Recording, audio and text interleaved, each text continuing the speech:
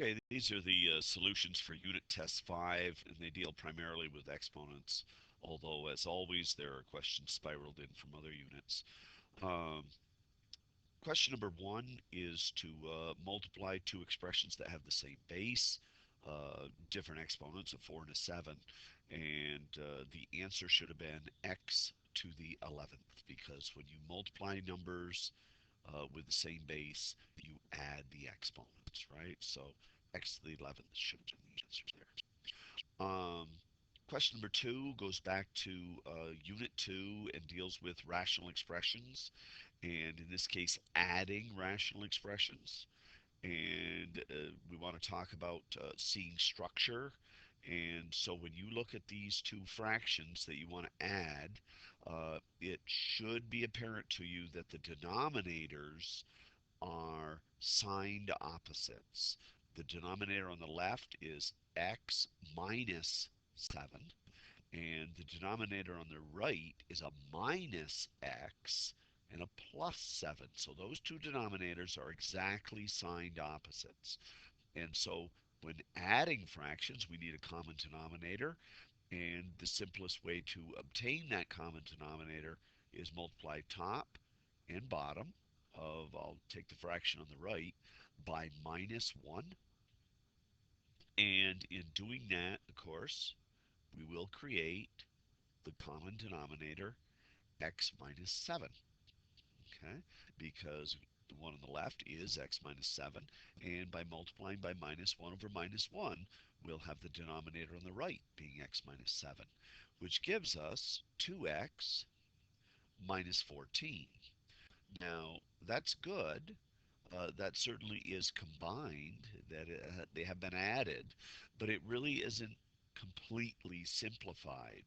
And of course, again, seeing the structure, the 2x minus 14, that's equivalent to 2 times x minus 7 by dividing, factoring out a 2. And then with a denominator of x minus 7, and since multiplication and division are inverse operations, the x minus 7's cancel. And so we'd have a final answer there of 2. All right. Simplify and completely remove any negative exponents right here. That the thing there is typically we don't want to have uh, some base with a negative power. And so we use something called the 1 over rule. And x to the negative a is equivalent to 1 over x to the positive a. And that's to say that when you have an expression which has a negative exponent in either numerator or denominator, you can remove that multiplied expression uh, to the opposite. That is, if it's in the numerator, you can move it to the denominator, or if it had been in the denominator, you could move it to the numerator by merely changing the sign of the exponent. Now, it doesn't work if there's addition, right? If we have 1 over x squared plus, say, y to the minus 3. We can't use the 1 over rule to move that added y to the minus 3. We'd have to employ a different technique on that. But if it's a multiplied expression, we can do that. Now, to begin here, you have x to the fourth times x to the minus 7 power. So same base. So we'll begin by adding the exponents. So it's 4 plus minus 7. And that yields x to the minus 3. And now we have our negative exponent.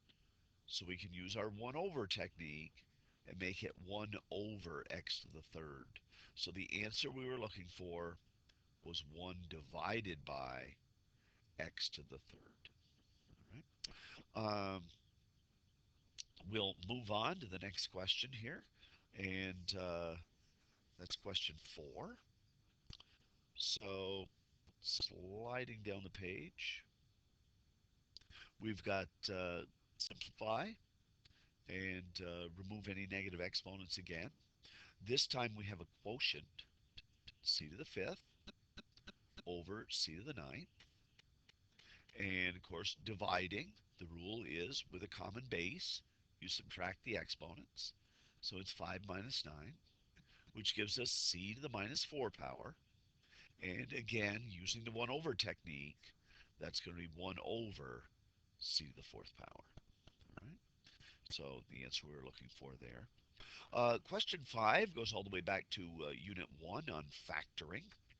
And as you look at this expression, y to the third minus 3y squared minus 4y plus 12. The intent was for you to see the factoring by grouping. That is to see the pairwise factoring, to look at that first pair and see that they have y squared in common. And to look at the second pair and see that they have a 4 in common. So doing the pairwise factoring, dividing out the y squared out of the first two, that yields a y minus 3. Right? And in general, when you have a common variable, what you want to do is factor out the lowest exponent you see. So we have y cubed, we have y squared, so we factor out y squared. And that's going to remain true right through the calculus when you're working with binomial expressions. Again, same base, different exponents. You factor out the lowest power you see with that base. Now, in terms of pairwise factoring, factoring by grouping, when you look at this third term, since that's negative, we're going to factor out a negative. And as you look at the two pairs, of course, they have 4 in common, but we're going to divide out a negative 4. So in doing this, you want to be careful. You want to watch your sign. Negative 4y divided by negative 4 is going to leave you with a y right there. And plus 12 divided by negative 4 is going to leave you with a minus 3. Now, uh, pairwise factoring results in two pairs that have a common factor. They both have a y minus 3. And so we factor out the y minus 3 quantity, and that's going to leave us with a very familiar expression. It leaves us with a y squared minus 4. And the y squared minus 4 should be quickly recognized as a difference of two squares. And so the final answer we were looking for was y minus 3 times y minus 2 times y plus 2 in some order, right? It's order independent. It didn't have to be in this exact order, but you had to have these three factors. Um, if you stopped at y minus 3 over y squared minus 4, this difference of two squares should have been factored again. Question number 6, b to the fourth to the third. And here's where we got into a little trouble. Some of our formatting didn't come out the best on this, and we apologize for that. Didn't seem to impact people too much. People did very well on the Unit 5 test. But here's the intent of what question number 6 is looking at. You're raising a power to a power. And when you raise a power to a power, the rule is to multiply the powers. And so that's going to be b to the 12th power. Of course, it is noteworthy. You didn't have to put it in or anything, but it is noteworthy. If b is 0, you get a 0. There's no variable exponent here, so we don't have to worry about that. Um, so the fundamental ideas for the exponent laws was our main focus in this unit. Um, Move on to question number 7, but before we do, we'll grab the eraser here and clean things up. Um, as I mentioned, people did very well on this unit test, and even on the spiraled in questions, people seem to do pretty well. So we'll move up here so we can get to question number 7. And question number 7 says 3x squared to the third power. And again, we're raising a power to a power, but it is a multiplied pair. So remember, the intent of this is to say 3x squared times 3x squared times 3x squared. That's the notation for that 3 right there, is that you're going to multiply that quantity times itself 3 times. So when raising to a power to a power, yeah, you're certainly going to get x to the 6 because 2 times 3 is 6. What people often forget, in the multiplied pair, there's a 1 right there. And it's apparent here when we write it all out. So that's going to be 3 to the third. All right. Now, many people do make this jump and get 3 to the third x to the sixth and skip the writing out. Just remember, when you're multiplying, you raise a power to a power, it goes to all terms in that quantity. And so the final answer we're looking for was 27 x to the sixth power. All right, final answer there. Number 8, we've got an equation, and this came from one of the previous units. It's a spiraled in question. And the first thing I'm going to note right here with this equation, again, we're trying to solve for x. We're trying to get an answer for x. And the first thing I'm going to note for myself is that x cannot be 0. So if I get an answer of 0, I'm going to have to reject it. Okay. And x cannot be -1. All right, just by inspection, just looking at the expression, seeing the fractions, realizing with a fraction, the denominator cannot be 0. All right, so with that said, clearly the denominator on the right, just an x by itself, cannot be 0.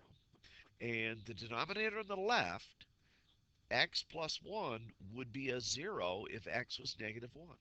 So you want to have those things on your mind as you work through this exercise.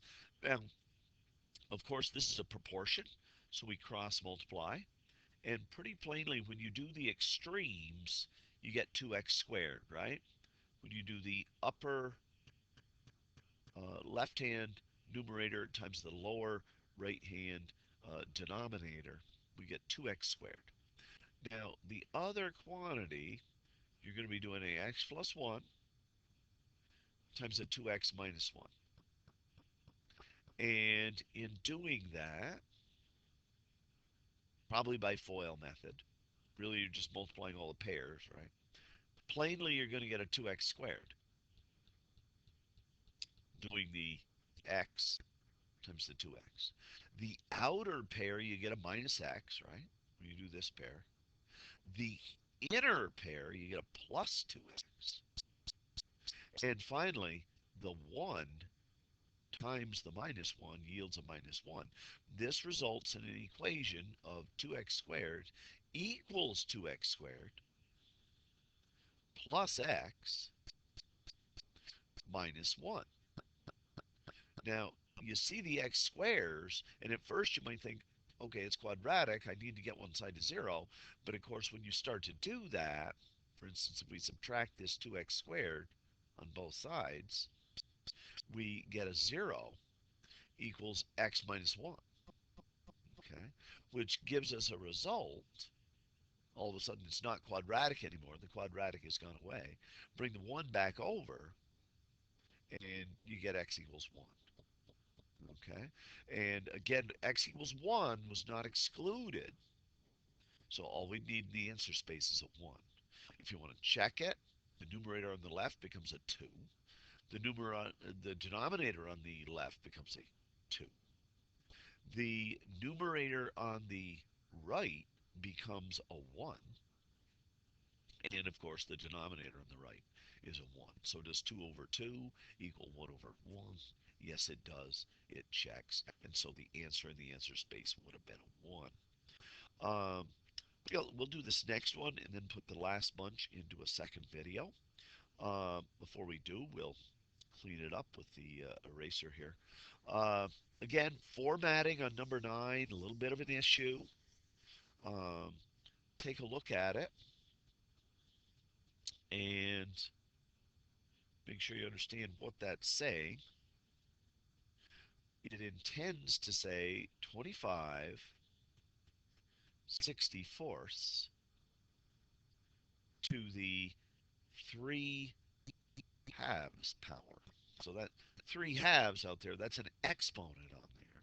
Same way in number 10. All right? And so you have to understand this exponent, the numerator is your power, and the denominator is your root. All right? In other words, uh, a to the x over y power refers to a root index of y and a power on that base a of x. All right.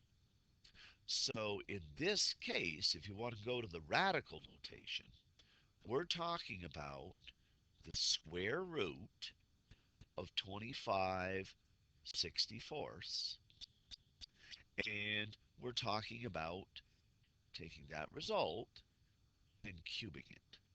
Okay? Because it doesn't matter whether you do the power first or whether you do the root first.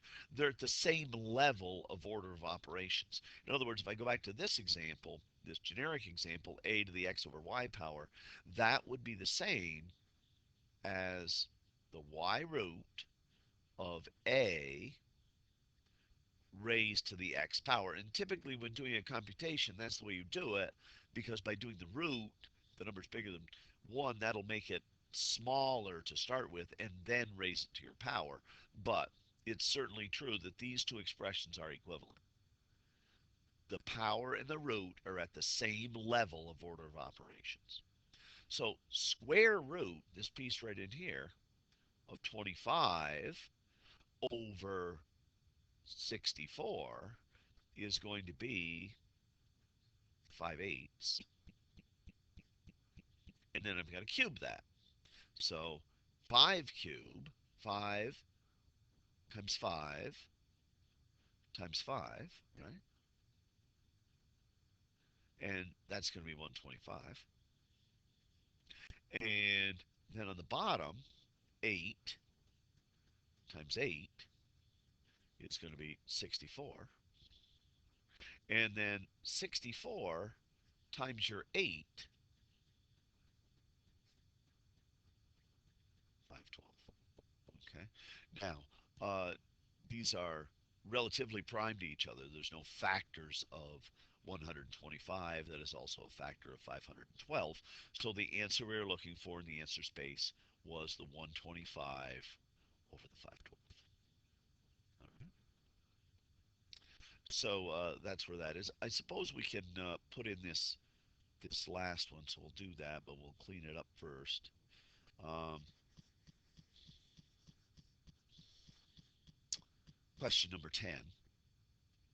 Uh, 27/8 and that 2/3, again, the formatting not the best. We're working with WebAssign, see if we can get that straightened up. Is 2/3. The exponent's at 2/3. That means cube root of 27/8 squared. Okay, probably the easiest way to think of it. Do the root first. Makes the number smaller. Then perform the power. Okay, and so cube root of 27/8, probably well known to be 3/2, 1/2. And then we got to square that. So that means 3 times 3 over 2 times 2, which is 9/4. So you can just leave it as 9/4. If you wanted to write it in as 2 1/4, you could. Um, 2 and 25/100ths, that would be fine too. Okay. So that's questions 1 through 10 from unit test 5, and we'll continue in another video with the other expressions.